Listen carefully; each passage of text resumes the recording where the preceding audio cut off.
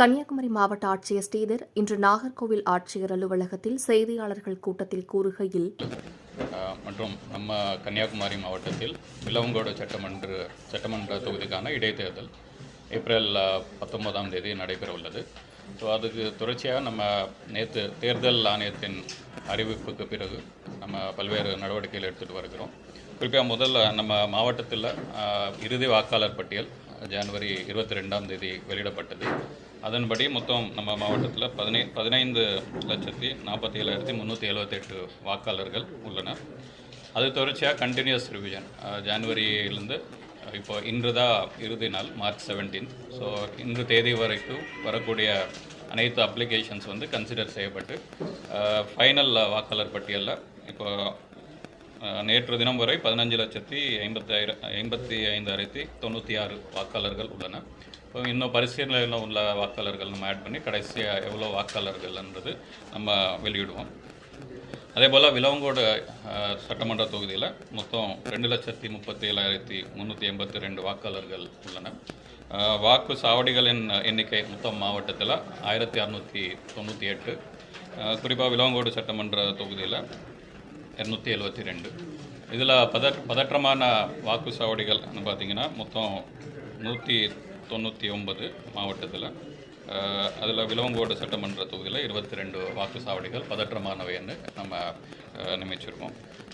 அதுக்கு அடுத்தது நம்ம இப்போ வரைக்கும் என்னென்ன நடவடிக்கைகள் எடுக்கிறோம்னு கேட்டிங்கன்னா, நேற்று தினம் எல்லா உள்ளாட்சி அமைப்புகளுக்கு அந்த டிஃபேஸ்மெண்ட் ரிமூவல், அதாவது சுவரொட்டுகள், சுவர் எழுத்துகள், விளம்பரங்கள் அதெல்லாம் நம்ம கிளியர் பண்ணோன்றது ஒரு 72 மணி நேரத்தில் கிளியர் பண்ணுவோன்ற அறிவுரைகள் வழங்கப்பட்டது.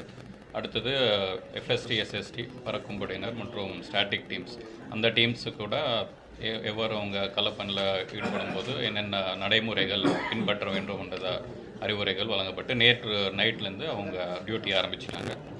தென் இன்று காலையில் அனைத்து அங்கீகரிக்கப்பட்ட அரசியல் கட்சி பிரதிநிதிகளுடன் ஆலோசனை கூட்டம் நடத்தப்பட்டது. அவங்களுடைய என்னென்ன செய்யணும், என்ன செய்ய வேண்டும், அந்த விதிமுறைகள் என்னன்றது கம்யூனிகேட் பண்ணோம்.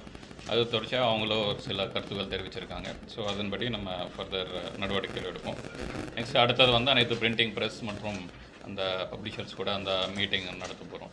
ஸோ இதுதான் இப்போ வரைக்கும் நம்ம எடுக்கப்பட்ட நடவடிக்கைகள். இந்த மொத்தம் இவிஎம்ஸ் பார்த்திங்கன்னா ஏற்கனவே நம்ம பாராளுமன்ற தேர்தலுக்கு இந்த இவிஎம் கோடவுன் நம்ம மாவட்ட ஆட்சியர் அலுவலகத்திலேயே இந்த கோடவுன் அமைக்கப்பட்டது. அதில் அனைத்து எஃப்எல்சி முதற்கட்ட சரிபார்ப்பு வேலைகள் முடிக்கப்பட்டது. விலவங்கோடு சட்டமன்ற தொகுதிக்கான மொத்தம் 516 இவிஎம்ஸ் கடந்த வாரம் நமக்கு இவிஎம்ஸ் ரிசீவ் பண்ணோம். அதுக்கு அடுத்ததாக எஃப்எல்சி செக்கிங் எல்லாம் முடிக்கப்பட்டு 516 செட்ஸ் பியூ, சியூ, விவிபேட் தயார் நிலையில் உள்ளது. ஸோ இப்போதுக்கு மேல்புறம் யூனியன் ஆஃபீஸில் அந்த கோடவுன் அமைச்சிருக்கோம். ஸோ அது நமக்கு ரேண்டமைசேஷன் பிறகு இந்த தேர்தல் நடத்தும் அலுவலர் அதுக்கு நம்ம தாலுகா ஆஃபீஸில் செயல்படுவார். ஸோ ஆர்ஓ இந்த தாலுகா ஆஃபீஸ் விலவங்கோடில் இருப்பார். அண்ட் நம்ம பிசி பார்லமெண்ட்ரி கான்ஸ்டிடன்சிக்கு நம்ம டிஇஓ ஆஃபீஸ் நம்ம ஆர்ஓ ஆஃபீஸாக செயல்படும். ஸோ இப்போ வரைக்கும் நம்ம எடுக்கப்பட்ட நடவடிக்கைகள் டில் டேட் இப்போ வரைக்கும் எடுக்கப்பட்ட நடவடிக்கைகள். அடுத்த கட்டது நமக்கு 20லேருந்து 27 வரைக்கும் இந்த நாமினேஷன் ரிசீவ் பண்ணுறக்கூடிய டைம் கொடுத்துருக்காங்க.